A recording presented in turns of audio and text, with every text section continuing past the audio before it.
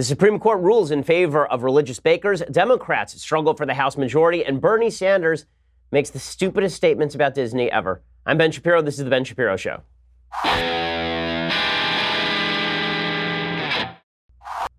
So much news I couldn't even mention it all in the tease before the show. Bill Clinton also was on TV a lot. And we all remember now why Donald Trump is president, with Bill Clinton on TV talking about where he stores his cigars.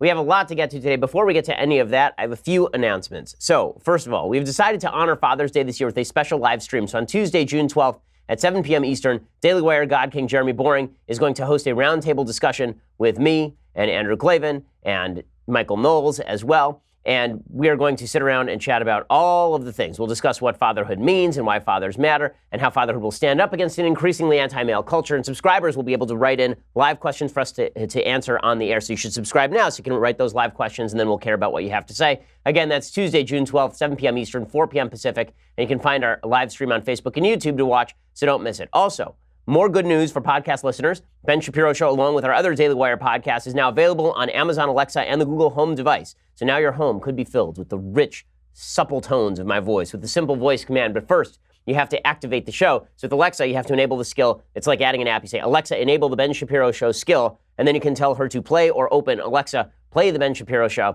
And then Google doesn't need to be added by a user, but you have to speak very clearly for her to understand, because I don't know what Google's problem is. But just say a command like, OK, Google, talk to the Ben Shapiro Show, or OK, Google, speak to the Ben Shapiro Show. And now your device should be able to play my podcast, and your quality of life will improve immeasurably. If you need to review those directions, just go over to the pinned posts on Daily Wire Twitter and Daily Wire Facebook to check it out. OK, now that's not the only announcement. Also, we have to say thank you to our sponsors over at LegalZoom. So it's time for that mid-year check-in. It's almost halfway through the year, folks. This is crazy. So if you're like everyone else, you have a few things left on your to-do list for 2018, which is why LegalZoom is extending their friends and family discount to everyone right now, which means for a limited time, you can get 10% off the things you keep putting off. So if you're a small business owner, you need to make your accountant happy by saving on your LLC, your DBA, your S-Corp, and more. You can also save money wrapping up your last will or living trust before you go on summer vacation. And that way, if you're killed in a boating accident, then at least you took care of that. LegalZoom is not a law firm, but don't worry. If legal questions are holding you up, their network of independent attorneys can provide advice for your business, your estate plan, and more. So get the things you need to get done at LegalZoom.com right now and save 10% with LegalZoom's friends and family discount. Just be sure to enter promo code Ben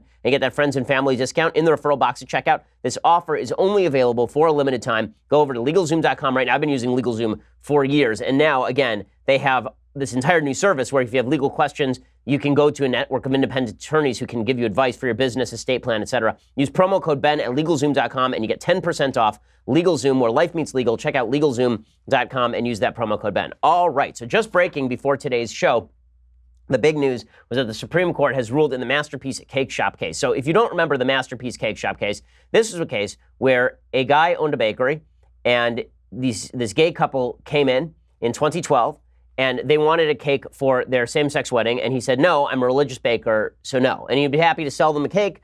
If they were just gay people who want a cake, he'd be happy to give them their cake, because who cares? But they wanted a cake that said on it, you know, happy wedding to Bob and Joe, or whatever it was. And this Christian baker said, listen, I'm not going to be part of forwarding what I think is a sin, which seems like a basic American freedom. Well, the Colorado Civil Rights Commission immediately cracked down on the guy and tried to basically run him out of business for this grave and horrible sin. We've seen the same sort of issue arise with Barronelle Stutzman up in the state of Oregon, where Barronelle Stutzman was Washington, Barronelle Stutzman, where Barronelle Stutzman was a florist, and she didn't want to do floral arrangements for a lesbian wedding, and then she was basically run out of business by the state. We've seen the same thing with photographers in New Mexico. So we've seen this sort of thing happening all over the country. So the Supreme Court avoided the big issue. So the headline that you're hearing today from the left is, oh my God, the Supreme Court has stood with religious people against gay people. That's what the Supreme Court just did. Okay, first of all, here's my view of this case and every other case like it. I do not believe that it is the government's job to tell you who you can and cannot do business with. And that includes discrimination. Okay, I'm open about this. I think that if you want to discriminate against a Jew, that is your problem. And you know what I will do? I will go start an alternative business and I will run you out of business. I will go to the business across the street and they will get my patronage and they will run you out of business. I think this is true across the board. I don't see why this is a freedom of religion issue per se, because it seems like a freedom of association issue to me. Now, I understand this is unpalatable to people because we have this weird idea in America that if you don't like something, it ought to be illegal. Well, I don't like a lot of things. I don't think they ought to be illegal. I'm not a same-sex marriage fan. I don't think it ought to be illegal. I'm libertarian on same-sex marriage. I think the government should get completely out of the business of marriage. Well, Just as I am libertarian on the issue of same-sex marriage, I am libertarian on the issue of whether a business owner ought to be forced to cater to a particular population. Even if that business owner is a jerk, even if that business owner is a racist or a homophobe. Well, you want to be a racist or a homophobe? Guess what? You're going to go out of business because that's the way the market works. Capitalism is the single greatest force for tolerance in the history of humanity, not government control from above. Okay, so that's my perspective on this. But this case doesn't go that far. It also doesn't go as far as to even say that religious people have a right to act religiously in their business. Right? The case doesn't even say that if you are a baker, that you have the right to reject catering to a same-sex wedding. Instead, this case is decided 7-2 on the narrowest possible grounds, and that is the Colorado Civil Rights Commission is mean. Really, that's how the case was decided. The case is written by Anthony Kennedy, who's an execrable justice, just an awful, awful justice.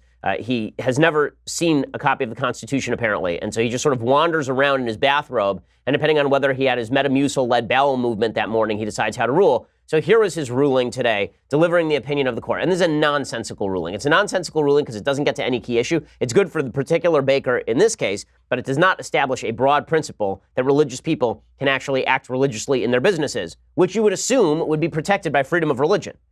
I mean, when I say freedom of religion, generally what I mean is my ability to act religiously throughout my life, including in my business. That's not what the Supreme Court says. Instead, they simply evade the issue. So the court holds, and this is in the court's summary. This is the summary of the case. At the very beginning of every case, the court puts out basically a summary of the ruling. Here's what they hold. The laws and the Constitution can, and in some instances must, protect gay persons and gay couples in the exercise of their civil rights, but religious and philosophical objections to gay marriage are protected views and in some instances protected forms of expression, which is extraordinarily vague. While it is unexceptionable that Colorado law can protect gay persons in acquiring products and services on the same terms and conditions as are offered to other members of the public, the law must be applied in a manner that is neutral toward religion. Okay, now you ask, how is that possible? How is it possible that you're going to be neutral toward religion and crack down on religion while protecting same-sex couples? How are you going to do exactly that? Well, they don't answer that question. Instead, they just say that in this particular case, the Colorado Civil Rights Commission was mean to religious people. They said mean things about religious people, and that means that we can't uphold their decision in this case. The guy in this case is named Jack Phillips. He owns Masterpiece Cake Shop. His claim that using his artistic skills to make an expressive statement, a wedding endorsement in his own voice and of his own creation, has a significant First Amendment speech component and implicates his deep and sincere religious beliefs. His dilemma was understandable in 2012. Listen to this line. His dilemma was understandable in 2012, which was before Colorado recognized the validity of gay marriages performed in the state or before this court issued its decision in Obergefell. Given the state's position at the time, there is some force to Phillips' argument that he was not unreasonable in deeming his decision lawful. State law at the time also afforded shopkeepers some latitude to decline to create specific messages they considered offensive. Indeed, while the instant enforcement proceedings were pending, the state Civil Rights Division concluded in at least 3 cases that a baker acted lawfully in declining to create cakes with decorations that demean gay persons or gay marriages. Phillips, too, is entitled to a neutral and respectful consideration of his claims in all circumstances of the case. So let's stop there for a second. What they are saying is that Jack Phillips, now he'd be crazy, basically, to say that he won't serve a same-sex marriage. But back in 2012, when it was still illegal for same-sex people to marry in many places across the country, for people of the same sex to marry each other in many places across the country, back then, it was understandable that he was stupid. But now, if you tried it now, I mean, come on, it's the law of the land. So you can see the Supreme Court leaving the door open to not protecting the rights of somebody who, in 2016, says, I don't wish to participate in a same-sex marriage. Instead, they're saying, well, way back then, it was different. Right? Back then, Obama supported traditional marriage. But now everything's changed. So obviously, if somebody tried to do the exact same thing now, of course, it would be unconstitutional. And then the court continues. That consideration was compromised by the commission's treatment of Phillips's case. What they're saying is that the Civil Rights Commission should have been nice to Phillips. They were mean to Phillips, and therefore their decision is not okay. Their consideration was compromised by the commission's treatment, which showed elements of a clear and impermissible hostility toward the sincere religious beliefs motivating his objection. As the record shows, some of the commissioners at this commission's formal public hearings endorsed the view that religious beliefs cannot legitimately be carried into the public sphere or commercial domain, disparaged Phillips' face as despicable and characterized it as merely rhetorical, and compared his invocation of his sincerely held religious beliefs to defenses of slavery and the Holocaust. No commissioners objected to the comments, nor were they mentioned in the later state court ruling or disavowed in the briefs filed here. The comments thus cast doubt on the fairness and impartiality of the commission's adjudication of Phillips's case. Okay, again, none of this has to do with anything. So what they are saying is that the commission said mean things about Phillips and his religious practice. The reality, however, is that that should have nothing to do with whether or not Phillips's behavior is constitutional. This should be a very easy decision. People misinterpret what freedom of religion is supposed to be about. So the court has come up with all of these cases where they say freedom of religion provides you a special freedom, and that special freedom is designed in order to allow you to provide your sincerely held religious beliefs in public. But how do you decide what is sincerely held as opposed to non-sincerely held? And if you held a sincere religious beliefs that you should hold slaves, obviously the court wouldn't be okay with that. So it's not sincere religious beliefs. Instead, there's a three-pronged religion test that's laid forth in a case called Lemon. All of this is stupid. Okay, the reality is that what the founders believed is laid out very clearly in the First Amendment to the Constitution. It is laid out in two sides of the same coin, the Free Exercise Clause and the Establishment Clause. So the Free Exercise Clause of the First Amendment says that the free exercise of religion shall not be abridged. And then it says that there shall be no establishment of religion. Okay, these are the same clause. People read them separately. So they say that establishment clause about the government can't put in God we trust on coins or some such nonsense. And freedom of religion is, can you smoke peyote in violation of federal drug law on a native reservation? That was an actual case back in the early 90s. Employment Division versus Smith, I believe it's called. But one of the problems with this reading of the First Amendment is that the whole point of the First Amendment is to protect you from the government becoming large and overbearing and encroaching. So what it's saying is you should not have a government that establishes a religion because that will burden other people's free exercise of religion. In other words, the smaller the government is, the less it's going to run into particular freedoms. And this is true across the board. It's true of freedom of association. It's true of freedom of speech. The smaller the government is, the less it is going to burden anybody's particular exercise of a freedom that they hold. So your freedom of religion is not going to be burdened so long as the government's not getting up in your grill. But now the government's up in your grill with anti-discrimination law, particularly in this case. And so they have decided that anti-discrimination law runs up against religious liberty concerns. Okay, in reality, anti-discrimination law for private businesses, to me, is a serious constitutional problem. I understand why people did it. I sympathize with the feelings for it. I understand that it was an attempt to wipe out discrimination in the private sector. I don't think it accomplished that in quite the way people think it did. The reality is that in order to overcome the marketplace, which does not discriminate, the marketplace hates discrimination. In order to overcome the marketplace, the government had to implement rules discriminating in the first place. And I have a whole video, you can view it on YouTube, about why it is that anti-discrimination laws are significantly less important than capitalism is in removing barriers to people getting the sort of care and service that they want. And I point out that Jim Crow was not put in place by private people. Jim Crow was put in place by the government. It was the government literally establishing laws that prevented people from serving people in their restaurants. There were actual laws in the South in places like Alabama that if you owned a restaurant, you had to have a separate seating section for black people. And if you violated that, the government would come in and sue you for that. The government would come in and fine you or jail you for that. Because if it hadn't been for that law, then people would have just opened up their restaurants, which is exactly what happened in the early 1960s with, for example, the Woolworth counter demonstration I'm trying to remember which city it was, in the early 1960s, before the Civil Rights Act. Okay, black people walked into Woolworths, they said, we're not leaving, and then Woolworths integrated. Okay, that's because the market works. The market does work.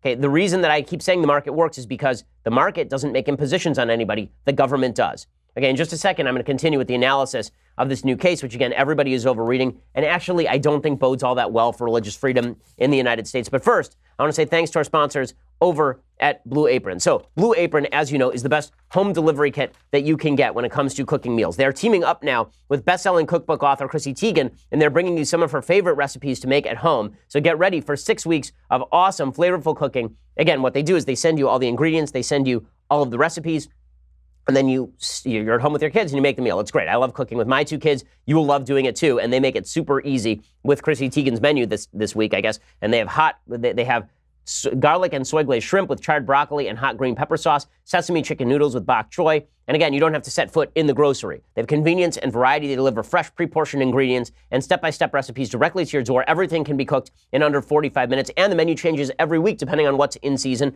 They offer 12 new recipes every week. Customers can pick 2, 3, or 4 recipes based on what best fits your schedule, and they send only high-quality products. Okay, everything from Blue Apron. I've heard from people in the office. People in the office use Blue Apron. They say it's just terrific. And right now, you can check out this week's menu and get your first 3 meals for free at blueapron.com/Shapiro. That's blueapron.com/Shapiro to get your first 3 meals for free. Blueapron.com/Shapiro. Blue Apron is indeed a better way to cook. And again, the meals you're going to be making, these are restaurant-quality gourmet meals that you will be making yourself. I mean, I'm looking at pictures of them. They look amazing. So check it out, blueapron.com/Shapiro, and you get your first 3 meals for free. Okay, so back to the analysis of the Supreme Court's decision in the Masterpiece Cake Shop case. So they continue. This is, again, the summary of the case. They say, the consideration was compromised by the commission's treatment of Phillips's case, which showed elements of a clear and impermissible hostility toward his sincere religious beliefs. So they're not saying that religious people get to actually act out their religion in public, or that freedoms of religion really exist. They're just saying you're not allowed to be mean to religious people. Then they say another indication of hostility is the different treatment of Phillips's case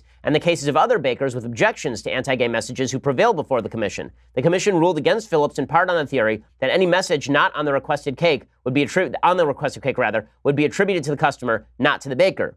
Yet the division did not address this point in any of the cases involving the requests for cakes depicting anti-gay marriage symbolism. So, and then the case continues. For these reasons, the commission's treatment of Phillips's case violated the state's duty under the First Amendment not to base laws or regulation on hostility to a religion or religious viewpoint. The government, consistent with the Constitution's guarantee of free exercise, cannot impose regulations that are hostile to the religious beliefs of affected citizens and cannot act in a manner that passes judgment upon or presupposes the illegitimacy of religious beliefs and practices. And then they say, the inference here is thus that Phillips' religious objection was not considered with the neutrality required by the Free Exercise Clause. The state's interest could have been weighed against Phillips' sincere religious objections in a way consistent with the requisite religious neutrality that must be strictly observed, but the officials' expressions of hostility to religion in some of the commissioner's comments were inconsistent with that requirement. Okay, this is a dumb decision. It's a dumb decision. Okay, again, where they're coming down is that if they had been nice about it, they could have rejected this guy's religious views. Nothing in the Constitution says you can be nice about it and still get rid of people's religious views. There's no provision of the First Amendment that says free exercise of religion must be protected except when people are really nice to you. If they're really nice about removing your religious exercise clauses, well, then we can get rid of them. Nothing in the Constitution says all this. And that's exactly, of course, what is said in some of the dissents by members of the Supreme Court who are on the right. So Clarence Thomas writes, again, he always writes very good dissents. I really enjoy Clarence Thomas's writing.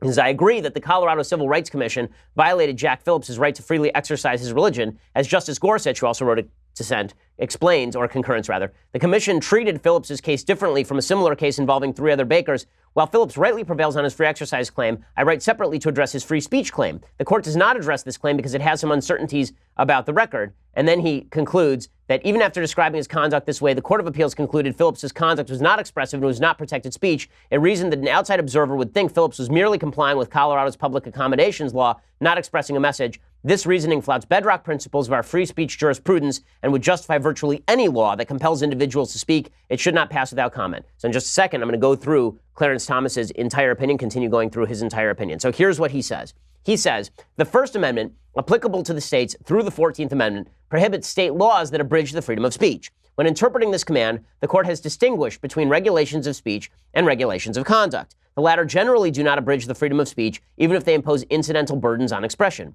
As the court explains today, public accommodations law usually regulate conduct. As a general matter, public accommodations law do not target speech, but instead prohibit the act of discriminating against individuals in the provision of publicly available goods. So the court makes this distinction. I think this distinction is stupid, by the way. I think the distinction between free speech and free exercise of public accommodations, for example, is overstated.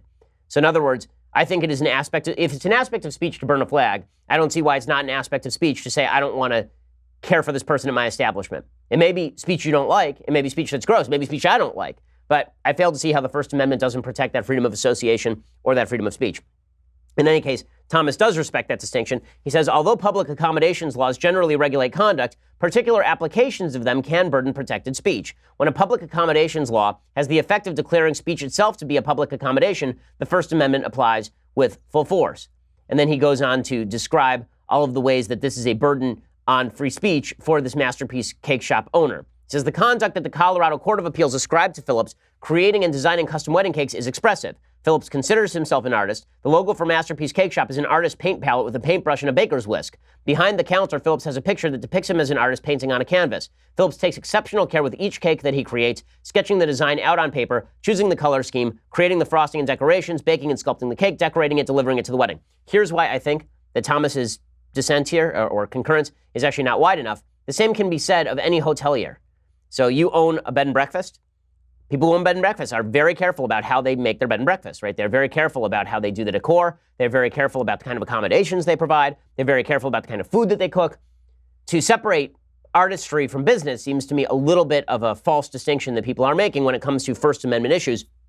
In any case, Thomas concludes by essentially arguing that this is a violation of the First Amendment. The Colorado Court of Appeals was wrong to conclude that Phillips's conduct was not expressive because a reasonable observer would think he is merely complying with Colorado's public accommodations law. This argument would justify any law that compelled protected speech, and this court has never accepted it. From the beginning, this court's compelled speech precedents have rejected arguments that would resolve every issue of power in favor of those in authority. So obviously, I agree with Justice Thomas here, even though I think he's making distinctions that I find unjustified in prior law. Then, of course, there is the leftist justice. You have Ginsburg, who dissented, and Justice Sotomayor dissenting, and they say basically that the religion doesn't matter, free exercise doesn't matter, the government should be able to tell you to do whatever the government wants to tell you to do. Justice Gorsuch wrote a very good concurrence in which Justice Gorsuch makes the case that, and he joins with Justice Alito in his concurrence, in which they basically say that this does violate freedom of religion. They say, in Employment Division, Department of Human Resources of Oregon versus Smith, this court held that a neutral and generally applicable law will usually survive a constitutional free exercise challenge, but we now know with certainty, when the government fails to act neutrally toward the free exercise of religion, it tends to run into trouble. Today's decision respects these principles. As the court explains, the Colorado Civil Rights Commission failed to act neutrally toward Jack Phillips's religious faith. Maybe most notably, the commission allowed 3 other bakers to refuse a customer's request that would have required them to violate their secular commitments. He says the only wrinkle is this. In the face of so much evidence suggesting hostility toward Mr. Phillips's sincerely held religious beliefs, 2 of our colleagues have written separately to suggest that the commission acted neutrally toward his faith when it treated him differently from the other bakers, or that it could have easily done so consistent with the First Amendment. But respectfully, I do not see how we might rescue the commission from its error. A full view of the facts helps point the way to the problem. Start with William Jack's case. He approached 3 bakers and asked them to prepare cakes with messages disapproving same-sex marriages on religious grounds. All 3 bakers refused Mr. Jack's request, stating they found his request offensive to their secular convictions. Mr. Jack responded by filing complaints with the Colorado Civil Rights Division. He pointed to discrimination against. He pointed to the Colorado Anti-Discrimination Act, which prohibits discrimination against customers in public accommodations because of religious creed, sexual orientation, or certain other traits. And then Mr. Jack was given the go-ahead. And then he compares that, Gorsuch does, to the case with regard to the Phillips. He says, the facts show these 2 cases share all legally salient features. In both cases, the effect on the customer was the same. Bakers refused service to persons who bore a statutorily protected trait, religious faith, or sexual orientation. But in both cases, the bakers refused service, intending only to honor a personal conviction. And here's his point. His point is, you can't treat these 2 things disparately just because you change the language. So, of course, Justice Gorsuch is right about all of this also. Okay. Now, in just a second, I want to get to the fact that Democrats' extremism on issues related to everything from this case to just general politics are putting them behind the 8 ball when it comes to elections. But first, I want to say thanks to our sponsors over at Stamps.com. So these days, you can get practically anything on demand. You can listen to my podcast on demand. You can go over to YouTube and you can watch the video I just did with Joe Rogan on demand. You'll really enjoy it. But why are you still going over to the post office to mail letters and packages when you can get postage on demand with Stamps.com? No matter how much you like the post office, it's a lot easier if you're sitting in your office just to print out the postage and not have to run there and spend the time in the car or in line. With Stamps.com, you can access all the great services of the post office directly from your desk 24/7 when it is convenient for you. Buy and print official U.S. postage for any letter, any package using your own computer and printer. The mail carrier picks it up. Just click, print, mail, you're done. It could not be any easier. We use Stamps.com here at the office to save ourselves time and money. I use it in my home as well. Right now, use Shapiro and you get a special offer. It includes up to $55 of free postage. That's pretty solid. Plus a digital scale and a 4-week trial. You just sit there and you weigh the mail and it tells you how much you need to spend. And then you buy the postage, and then you print it right out onto the envelope or onto a sticker or on a piece of paper. You tape it to the envelope. You're ready to go. Go to Stamps.com before you do anything else. Click on the radio microphone at the top of the homepage and type in Shapiro. Again, that's Stamps.com, and you use promo code Shapiro. Includes up to $55 of free postage, a digital scale, and a 4-week trial. Go check it out. It's totally worth it. Stamps.com and use promo code Shapiro. Okay, so bad news for the Democrats. First of all, the Supreme Court decision that came out earlier today that basically suggests that Democrats have overstepped their boundaries, it does go to the attitude many Democrats have toward public policy. So this decision was essentially decided on the basis of the meanness of the Colorado Civil Rights Commission, them being mean to religious people. Well, Democrats still don't get this. They still don't get that the more nasty and vile they are, and the worse their policy is, the less people are interested in working with them under most circumstances. So there's a poll out today that shows that Democrats are basically in a dead heat with Republicans for taking back the House. According to CBS News YouGov Battleground Tracker, how many districts the Democrats would get, how many Republicans would get as of today. The 2018 looks like a toss-up for control at the moment. Democrats would most likely get 219 seats if the election were held today, which is only one more than the 218 needed for a majority, and the Republicans 216. The margin of error on this model is 9 seats. So control is totally up for grabs. If you would have told me 6 months ago that Donald Trump would be the president of the United States, would be riding in the low 40s in the approval ratings, and that Democrats would not be able to retake the House, I would have thought you were insane. But this is how bad Democrats are at everything. And maybe the reason Democrats are bad at everything is because they're both nasty and they have bad policy. Okay, Bernie Sanders is the most obvious case of this. So Bernie Sanders, who's become the ideological thought leader of the Democratic Party, which is an incredible thing. For a man who loves pudding this much to become the ideological thought leader of the Democratic Party, it says that we live in a new era, an era in which everybody appreciates pudding a lot. But Bernie Sanders, over the weekend, he was campaigning in Orange County. Why is he in Orange County? Isn't he from Vermont, you ask? Why, yes, but Bernie doesn't know where he is, so what the hell? He gives the same speech in Orange County he does in Vermont. In any case, he goes to Orange County, and he is stumping for $15 minimum wage in Orange County, and he is particularly directing his ire at Disneyland. Now, when you strike at Disneyland, you strike near my soul.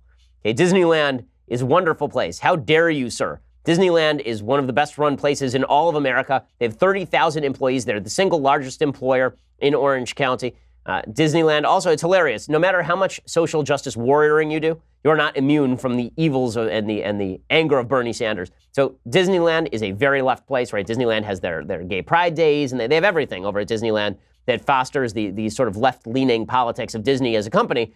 Doesn't matter. Bernie Sanders wants to come after you. Bernie Sanders will come after you. He's pushing $15 minimum wage in Orange County. And here's Bernie Sanders railing on Disneyland because Disneyland does not sell proper pudding. Instead, they only have those churros. And it hurts my teeth because my dentures cannot chew through the churros. But if they would sell pudding, everything would be much better. Here's Bernie Sanders in Orange County. Go. Together and shaming the Disney Corporation. Shaming them. Because I want to hear the moral defense. We're in a church now. I want to hear the moral defense of a company that makes $9 billion in profits, $400 million for their CEOs, and has a 30-year worker going hungry. Tell me how that is wrong. I'm hungry also. Okay, so would he like to hear a formal defense? Because I have one. I mean, if he wants to hear one, or a moral defense. Here's my moral defense. Disney hires 200,000 people across the United States. 200,000 people across the United States. Bernie Sanders once worked in a Vermont commune. They could not even keep him employed. Seriously, the story is that he was so lazy he would sit around talking politics all day and he wouldn't go out and like work the earth or something. And the Vermont commune had to get rid of him. So here's the defense of Disney. Okay, number one, Disney, as the largest employer in Orange County, one of the reasons they have such a good profit margin is because they actually treat their workers pretty well. People want to work at Disney. This is simple supply and some demand and supply. Okay, this is a simple supply-demand curve. Bottom line is there are lots of people who want to work at Disney. Many people cannot work at Disney. That means that there is a higher supply than there is a demand. This means that Disney cannot pay all these people tons and tons of money. But that said, Disney is actually a pretty good employer. Here are the facts. Okay, Disney has been in negotiations with unions like the Master Services Council, which represents nearly 10,000 cast members, and Disney has already offered a plan that would get to $15 minimum wage by 2020. The state of California, which has endorsed $15 minimum wage, it won't arrive until 2022. So Disney has already offered a deal that would get to $15 minimum wage by 2020. Disney has also increased the number of their employees by 50% over the last decade. Maybe that might have to do with their hiring practices, and that they don't pay people exorbitant fees for dressing up in Chip and Dale costumes and running around the park. And they're not paying people $800 an hour to dress up as Chip and Dale. Okay, hourly cast members already receive overtime and premiums. Nearly 9 in 10 leadership workers in operations started off as hourly employees because it turns out minimum wage jobs are designed to move you beyond minimum wage jobs. Okay, and in 2017, more than 2,000 part-time workers, like 2,200 part-time workers, became full-time. Furthermore, Disneyland Resort pays an average of $13,500 per family for full-time workers' medical premiums. Now, one of the things that's very weird, so Bernie Sanders says, oh, it's just unaffordable what Disney's doing. Look at what they're doing. It's just so terrible. Sanders doesn't ever look at his home state. Like, is he ever in Vermont, Bernie Sanders? Does he ever spend any time in Vermont? Because if he looked at his home state, he might notice that according to an out-of-reach report from the National Law Income Housing Coalition, Vermonters have to work 1.7 full-time minimum wage jobs to afford a one-bedroom rental home. So minimum wage won't pay for a one-bedroom rental home in Vermont. Vermont has the 5th highest shortfall between average renter wage and two-bedroom housing wage. By the way, the other 4 that are ahead of them, California clocks in 3rd, Hawaii, Maryland, and New Jersey. Notice anything about those 5 states? Notice anything about those 5 states I just mentioned? All blue, all deep blue states, which have a massive shortfall between average renter wage and two-bedroom housing wage. Shocking. Shocking. Why is it that a state like California that has boosted its minimum wage, supremely progressive, why is it that no one can afford rent? Well, because it's governed by Democrats. And as I will explain in a minute, it turns out Democratic policy across the board is hot garbage on this sort of stuff. So now Bernie Sanders wants to do for Orange County what Democrats did for Seattle, go after Amazon, Starbucks, Microsoft, raise the minimum wage, drive business out. That's exactly what's happened in Seattle, by the way. According to a University of Washington study, quote, employees increased wages, which you'd expect given the mandate of the law, but they also cut hours and they cut jobs. And so in just a second, I'm going to talk about California, the state that Bernie Sanders is targeting right now. There's a great article by Michael Schellenberger over at Forbes I want to talk about. But first, I want to say thanks to our sponsors over at Man Crate. So Father's Day is coming up. Now is your time. Show your dad that you care about your dad. Don't just send him a text message. Don't just get him a beer and be, oh, happy Father's Day. Don't be a lazy bum, okay? Go out to Man Crate and get your dad a Man Crate, because these are hand-picked and prepackaged gifts for every type of dad. They got the knife-making kit for hands-on dads. They got the whiskey appreciation kit for fathers who like the finer things and also can't stand to deal with you, so they just want to go over in the corner and get drunk. The whiskey appreciation crate. Most gifts are sealed in a wooden crate with a crowbar, right? That's why it's called Man Crates, because you can actually pry it open. If your dad's really buff, you can just do it with his hands, but reality, he's going to need the crowbar. He's got the engraved crowbar. He pries that sucker open. It's awesome. We have over here an ammo can filled with poker chips. And once I get friends, I promise you, it's going to be awesome. I'm going to play with those poker chips from Man Crates. It's just going to be great. With Man Crates, you're giving dad more than a gift. You're giving him a gift experience unlike any other. Plus, every Man Crate comes with a 100% satisfaction guarantee. Right now, get your special Father's Day discount today at mancrates.com/Ben. It's a limited time offer, again, only for Father's Day, so you got to do it right now. mancrates.com/Ben. Go and check it out, not only because I love saying Man Crates, but also because the gifts are awesome, and you'll really enjoy them. More importantly, so will your dad. So check it out, mancrates.com/Ben. Alrighty, so I want to discuss how California is failing. I want to discuss Bill Clinton. We still haven't gotten to Bill Clinton. I want to discuss Melania missing. Ooh. We're going to discuss all of those things. But first, you're going to have to go over to dailywire.com and subscribe. For $9.99 a month, you get the rest of this show live. You get to be part of our mailbag. You get the rest of the Andrew Klavan show live, the rest of the Michael Knowles show live.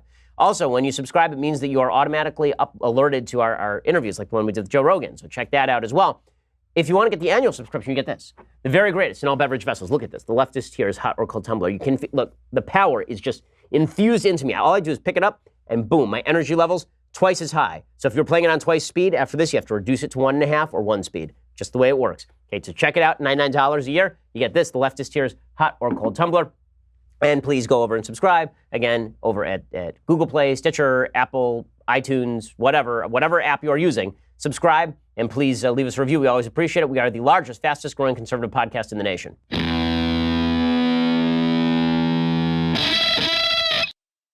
So while Bernie Sanders is standing around complaining about minimum wage in Orange County, it is worth noting that California is a hellhole.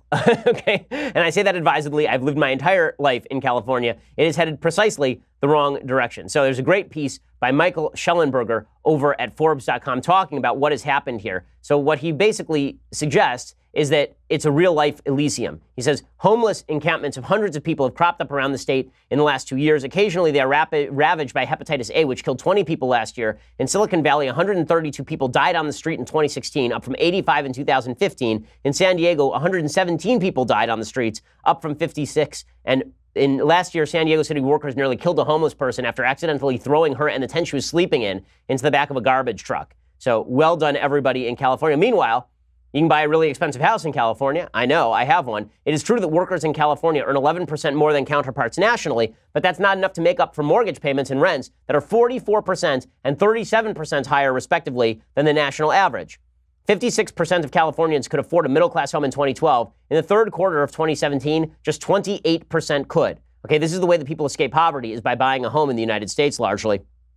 For about 40 years, from 1930 to 1970, black families were channeled into renting rooms and denied loans, whereas white families were encouraged to buy homes. Richard Rothstein explains it was that primary discrimination that kept African Americans out of white suburbs, and then affordability. So once the prices rose, black families couldn't even buy into a lot of these areas. Environmentalism is used to justify de facto racial segregation in California housing as well. Environmental lawsuits are a major reason for longer delays and higher costs of new housing.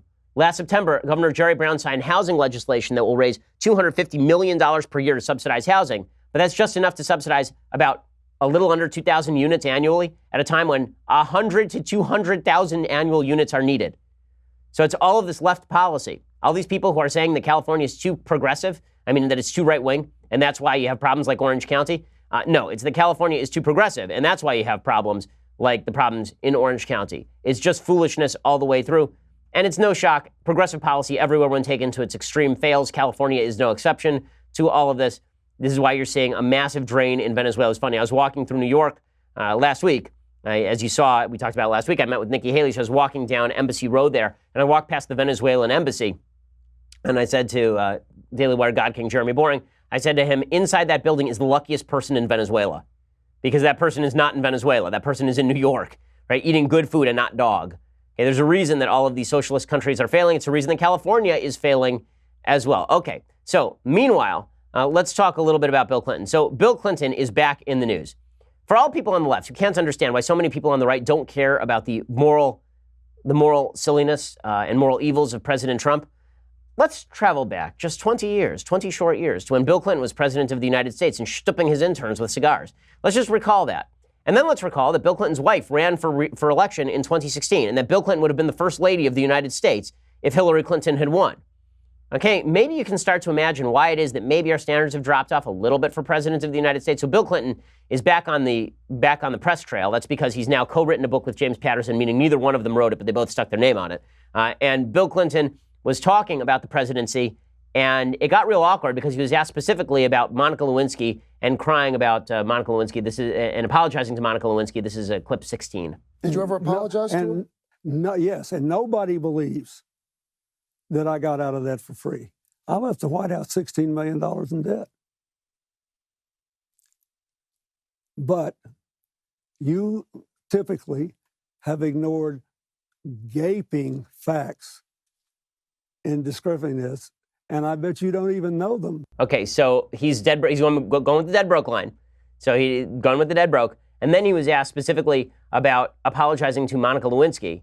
And he said that he has not apologized to, that he has apologized to Monica Lewinsky because he apologized to everyone. And then he went into Bill Clinton lecture mode, right? He's got his bony finger and started wagging it at people. Yeah, I can't imagine why people, and this is my favorite part. He says that he couldn't be elected today, Bill Clinton. He says that, no, I couldn't win today. I couldn't win today because I'm too nice. I'm too kind. Here's what he had to say. I don't like all this. I couldn't be elected to anything now because I just don't like embarrassing people. My mother would have whipped me for 5 days in a row when I was a little boy if I spent all my time bad-mouthing people like this. Okay, you literally had your campaign go out and say that if you drag a 20 through a trailer park, a bunch of women would follow it. Okay, in defense of your behavior with Kathleen Willey and your defense of with Paula Jones and Monica Lewinsky and Jennifer Flowers. Okay, Bill Clinton was a garbage human. Okay, he is a garbage human. The fact that Bill Clinton is so widely beloved is because he is exactly the same as Trump in the sense that everybody knows that he's a grifter. Everybody knows he's a grifter. He's an honest grifter. He's honest about his grifting. Everybody knew that he was grifting for years, and he still continues to grift. I just love that he's now going to be the moral voice of the Democratic Party. Yeah, good luck with that. I love that James Patterson is sitting there like, I can't believe this. And James Patterson's just sitting there right next to him like, I can't believe I have to be here for this interview. This is so awkward. This is so terrible and so awkward. And then Bill Clinton said, you know, if this were a Democrat in office, we'd be impeaching that Democrat already. I think if the roles were reversed, now this is me just talking about it based on my experience.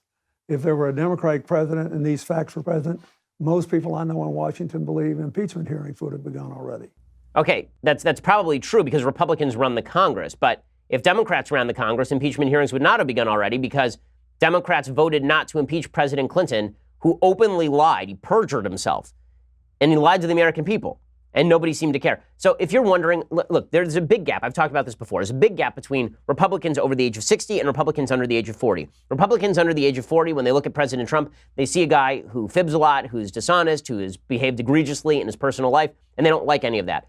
Republicans over the age of 60, they remember Bill Clinton. They remember this guy. And they say, well, I'm not going to be lectured on morality by the same people who ran around telling me that Bill Clinton was a defensible guy, that Bill Clinton was a wonderful human being, and that anyone who criticized Bill Clinton was doing so only because of their prurient interest in sex.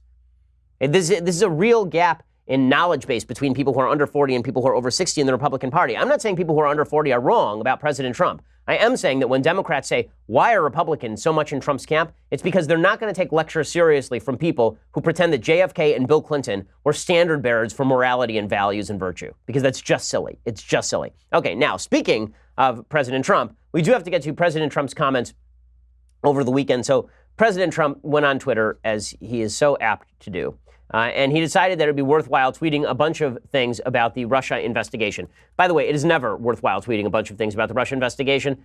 President Trump has done a good job of undermining sort of the credibility of that investigation, but now he's talking about pardoning himself openly. So he started tweeting things like this. Mark Penn, why are there people, well, here's this, we'll do this one, okay. As has been stated by numerous legal scholars, I have the absolute right to pardon myself, but why would I do that when I have done nothing wrong? In the meantime, the never-ending witch hunt led by 13 very angry and conflicted Democrats, capital A, capital C, capital D, and others, continues into the midterms.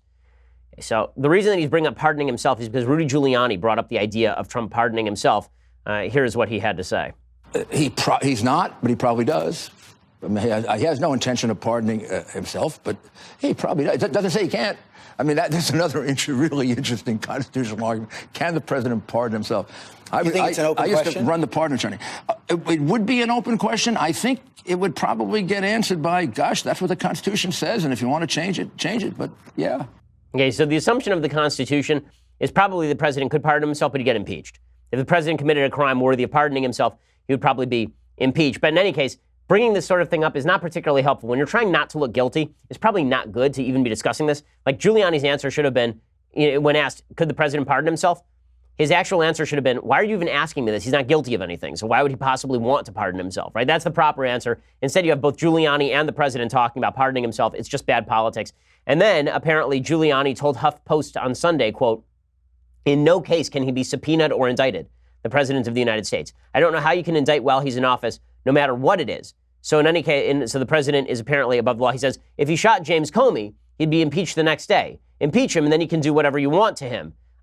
That is not correct. Okay, so the president could be brought up on state murder charges if he were to shoot James Comey. But this is one of the really weird things about the Obama versus the Trump administration. So there are a lot of people who believe that the Trump administration is broadening the expanse of presidential powers, that President Trump has widened the number of powers available to the office and deepened the powers already available to the office of the executive. And because he mouths off about it a lot. The reality is that Trump really has not expanded the power of the executive in any major way. In fact, most everything that he is doing has been a revision of powers that Obama already grabbed or he has tossed to the legislature. He's actually revising regulations that Obama put in place in the first place. He has almost a precisely opposite tactic to President Obama when it comes to presidential power. So Obama would go out there and say, I'm not changing anything. There's nothing, we don't have the power to do that. 22 times President Obama says, we don't have the power to unilaterally suspend immigration law. We can't do that. That's crazy. We'd never do that. And then, of course, he goes ahead and does it, right? So President Obama had a nasty habit of saying he was not expanding presidential power while expanding presidential power. President Trump has a nasty habit of saying that he can expand presidential power and then not expanding presidential power. The best of all worlds would be to say, no, I don't want to expand presidential power, and no, it oughtn't be expanded, and we're not going to expand it, and we're going to kick more stuff over to the legislature. That's what everybody should be doing, but nobody's actually going to do that, which is really sort of silly. Trump is not going to have to pardon himself because he's not going to be brought up on charges is the reality. And President Trump fulminating over this stuff just makes it, this is my opinion, President Trump should stop fulminating over this stuff. He should let the investigation go forward. Everybody who believes the investigation is corrupt already believes the investigation is corrupt. Now, the only case to be made in favor of the tweets is that I guess it distracts from everything else he's doing. And the media are chasing President Trump around and his comments on this stuff like a cat following a laser pointer. But I'm just not sure that when President Trump tweets about stormtrooper tactics, it's particularly useful. Here's what President Trump tweeted yesterday. Quote, Mark Penn, why are there people from the Clinton Foundation on the Mueller staff? Why is there an independent counsel to go after people and their families for unrelated offenses? Constitution was set up to prevent this. Stormtrooper tactics, almost. A disgrace. No, actually, this is not a stormtrooper tactic, okay? Stormtroopers were people who literally busted down doors illegally in the middle of the night without any warrant whatsoever and no legal basis for their action. That's not the same thing as setting up an independent counsel who is set up, I should mention, by a Trump appointee. I should just point that out a little bit, and that Trump can fire at any time. Again, does any of this have any real impact? I don't think any of this has any real impact on President Trump, but it does lend an air of chaos to the administration that is not useful when the president should be busily pursuing better policy. Okay, time for some things I like and then some things that I hate. So, things that I like. So today, I'm going to discuss ad nauseum Solo. So if you have not seen Solo yet, you're probably not going to because it's not doing very well at the box office, which is too bad because I actually really like this movie. I thought this movie was fun. I thought it had nothing to do with Han Solo, kind of. It had a lot of references to Han Solo. It was sort of a giant reference to Han Solo. Here's a little bit of the preview in case you missed it. You're after something. Is it revenge? Money? Or is it something else? You look good. A little rough around the edges, but good. Heard about a job. Big shot gangster putting together a crew. Okay, so here are my thoughts on this film. So let's start off with the 30,000-foot thoughts on this film and where it fits in the Star Wars canon and universe. So let's start off with the fact that The Force Awakens and The Last Jedi are hot, flaming garbage. Okay, they are flaming garbage. I said this after The Force Awakens came out. They murdered my childhood because Han Solo was the coolest character in the original series, and then they killed him for no reason at all. They brought him back just to kill him because Harrison Ford said he wanted to be killed off. So stupid, so dumb. If you're going to do nostalgia play, what you do is you have everybody have kids, and then you have everybody retire off into the distance, and that's it. Okay, what you don't do is kill off beloved characters by making them divorced loser fathers who are flying around in their 67 Durango, and then they come back just to get murdered by their child. Like, that's so dumb. Han Solo was the coolest guy in the galaxy, and you turned him into the guy who abandoned his kid when his kid was like 11, and then he runs around being an idiot. Like, it's so stupid. The Force Awakens still makes me angry. So I'd gotten over that anger, and then I saw Solo. And the reason that I got angry after seeing Solo is because, once again, you cannot kill off a key character and then make 3 prequels about him, which was supposed to be the idea here. This was going to be a trilogy. Okay? You don't kill off a beloved character for many of us who grew up on these movies and then say, let me tell you the backstory of the character we just killed off in the stupidest possible way. That's just idiotic. Beyond that, they recast Han Solo, right? They cast him as Alden Ehrenreich, which is fine. Alden Ehrenreich, I thought, I think he's a very good actor, by the way. If you see him in Hail Caesar, he's really versatile. He does a lot of good things. And Donald Glover as Lando works perfectly. All of this is good. There's a bunch of good things about this movie that are call-outs. I'm not a big fan of the newly minted importance of the dice that are on the Millennium Falcon. Like now it's like every other shot in this movie is the shot of the dice to reunite it with the importance of The Force Awakens and The Last Jedi, which is just dumb. Okay, it was never important in the original movies. I didn't even know there were dice on the Millennium Falcon until I saw Force Awakens and people made a big deal out of it. Okay, like really, I didn't even realize there were dice up there. It was supposed to be like a little joke, I guess. But in any case, if they're going to recast Han Solo, I guess the objection was that we couldn't recast Harrison Ford and Mark Hamill and Carrie Fisher because they were too iconic. And so if we were going to do movies after Return of the Jedi, then those movies had to fast forward to the current age where the actors are, and then we have to work within that framework. But if you're going to recast Han Solo as Alden Ehrenreich, why didn't you, for example, just recast Donald Glover as Lando, Alden Ehrenreich as Han Solo? Why didn't you just recast Mark Hamill? Everybody will get it, right? It'd be like James Bond. Okay, so it's just a new person who's coming in, who's playing these characters for a new generation. That's fine. It would have been okay. People would have had a hard time with it at the beginning. I probably would have moaned about it a little bit. And then, if the movie had been really good, it would have been good. Instead, you get the whole expanded universe of Force Awakens and Last Jedi, which are just terrible because, again, you're fast-forwarding 30 years. The rebellion is still the rebellion for some odd reason, and everybody's turned into a loser. Right? Luke's off on a planet being a loser somewhere, and he never had kids, and he never did anything useful. And you've got Rey, who no one cares about. You got Finn, who no one cares about. And you got Poe, who no one cares about. And you got Han Solo getting killed like a loser. Luke, like astral projecting himself and then dying out of exhaustion, which is just ridiculous. And then you got Carrie Fisher, who actually is dead now, and you're stuck because she's dead, right, in real life. So what they could have done, and I think this would have been so much better because I've talked up the Star Wars books before. I've talked up the novels that used to be part of the canon. After Star Wars, after the Death Star is destroyed in Return of the Jedi, there is still an entire empire out there. It's not like the entire empire was on the Death Star, right? They destroyed the first Death Star, and the entire empire was still around. In the books, there's a guy named Admiral Thrawn who comes along, and he starts to reconstitute the Empire. Then you could have had a continuation of the universe. You could have recast everybody, and you could have just continued from there. And it would have been really cool and really interesting. In the books, Leia ends up having twins with Han. There's this whole thing where the twins have the Force or not. Luke ends up getting married. Like, there's a lot more stuff that happens in that series than basically them just hanging out and being losers for 30 years, which is what happens beginning with The Force Awakens. So the point is, you could go one of two directions. Either you could recast everybody, or you could fast forward 60 years and then just don't pay attention to the old characters, because killing them off one by one is a real attempt to use nostalgia to destroy my childhood, and I really object to it. Okay, so that is objection number one. Objection to Solo, the movie, is that the Alden Ehrenreich character really doesn't have much to do with Han Solo. So he has his backstory. I don't think Han Solo needed a backstory. I think they're adding this in an attempt to add to the backstory.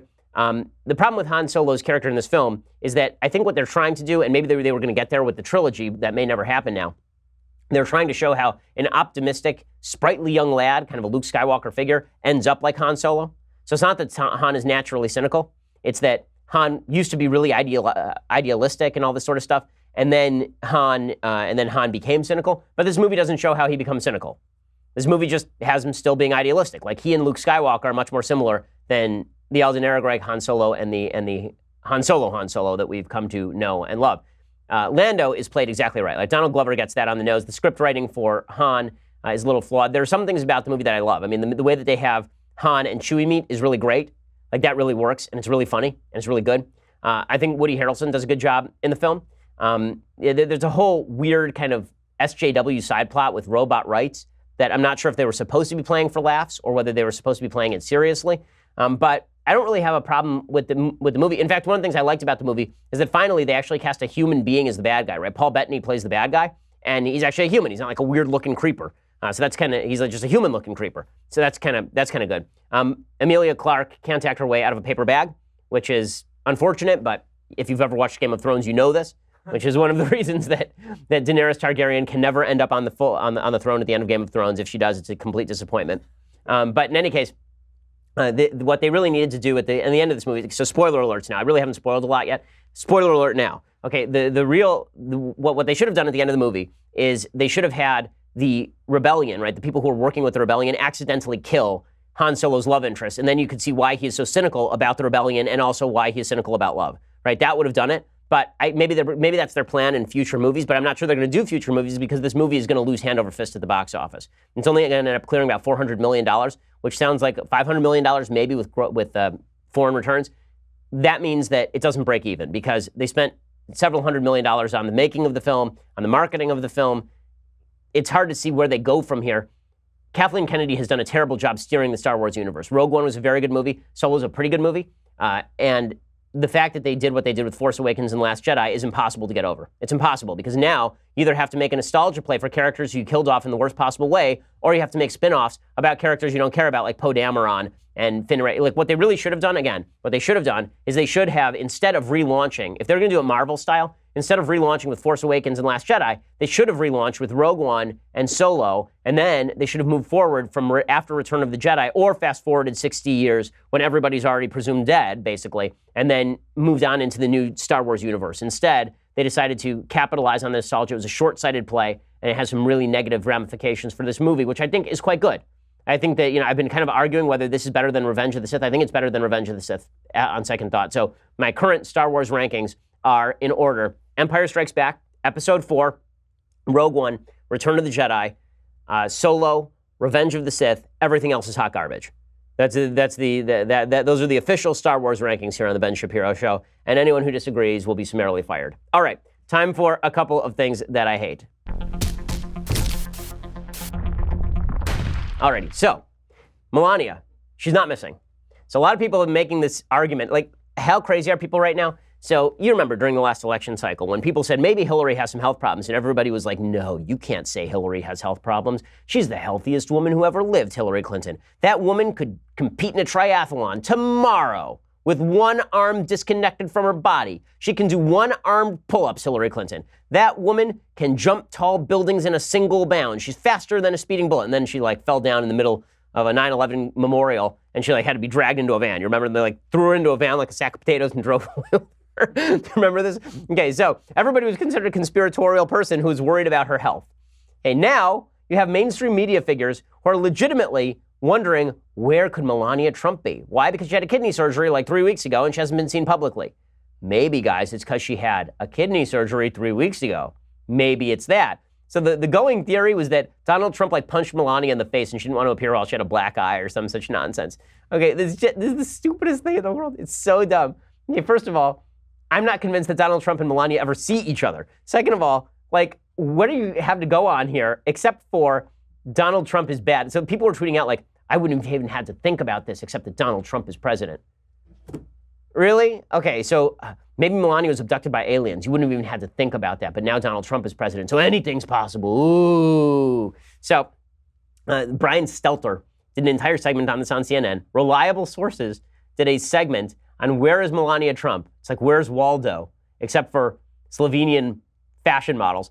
Okay, and then there are a couple of tweets that went out about. So Melania tweeted out about this. Melania finally was forced to tweet out, I see the media is working overtime speculating where I am and what I'm doing. Rest assured, I'm here at the White House with my family, feeling great and working hard on behalf of children and the American people.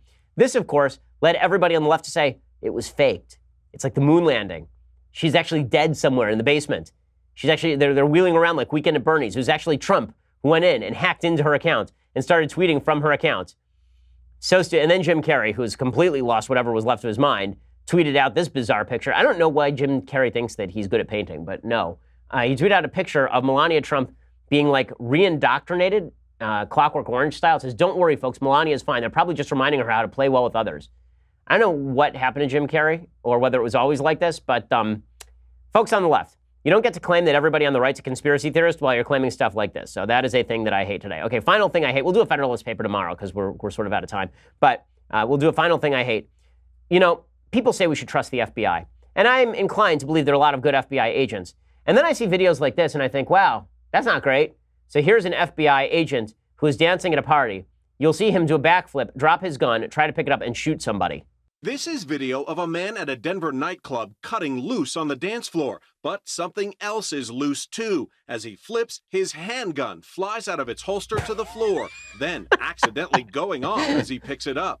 Watch again. As he reaches, there's that muzzle flash, the bullet striking a man in the crowd. Okay, the guy was fine. The guy who was hit by the bullet. But, yeah, when people say trust the FBI, yeah, that's not the best argument, guys. You might want to like take care of your agents a little bit better. Also, like, who does backflips while carrying a gun in the back of their like? I'll be honest, I'm not somebody who conceals and carries because it's illegal in the state of California. But I'll get a lot of emails. I need emails from people, about like whether if you're concealing and carrying, do you put the gun in the back while you're doing these weird moves, do a backflip so that it falls out of your pants? Like, wouldn't you be afraid that you'd shoot yourself in the ass? Just a question. But maybe I'm wrong. Okay, so. Good exploits from the FBI. Well done, FBI, once again, really doing yeoman's work. Okay, we'll be back here tomorrow to discuss all of the latest news. Plus, we'll do a little bit of Federalist papering it up. I'm Ben Shapiro. This is The Ben Shapiro Show. The Ben Shapiro Show is produced by Senya Villarreal, executive producer Jeremy Boring, senior producer Jonathan Hay. Our supervising producer is Mathis Glover, and our technical producer is Austin Stevens. Edited by Alex Zingaro. Audio is mixed by Mike Caramina. Hair and makeup is by Jesua Alvera. The Ben Shapiro Show is a Daily Wire Forward Publishing production. Copyright Forward Publishing 2018.